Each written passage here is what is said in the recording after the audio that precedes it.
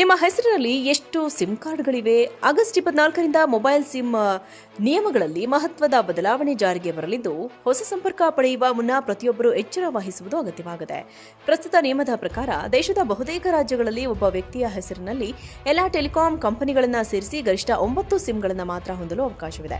ಜಮ್ಮು ಕಾಶ್ಮೀರ, ಅಸ್ಸಾಂ ಹಾಗೂ ಈಶಾನ್ಯ ರಾಜ್ಯಗಳಲ್ಲಿ ಈ ಗರಿಷ್ಠ ಮಿತಿಯನ್ನು 6 ಸಿಮ್ಗಳಿಗೆ ನಿಗದಿಪಡಿಸಲಾಗಿದೆ. ನೀವು ಈಗಾಗಲೇ ಈ ನಿಗದಿತ ಮಿತಿಯನ್ನು ತಲುಪಿದರೆ ದೂರಸಂಪರ್ಕ ಇಲಾಖೆಯ ಹೊಸ ನಿಯಮದ ಪ್ರಕಾರ ಇನ್ಮುಂದೆ ಮತ್ತೊಂದು ಹೊಸ ಸಿಮ್ ಕಾರ್ಡ್ ಪಡೆಯಲು ಸಾಧ್ಯವಾಗುವುದಿಲ್ಲ.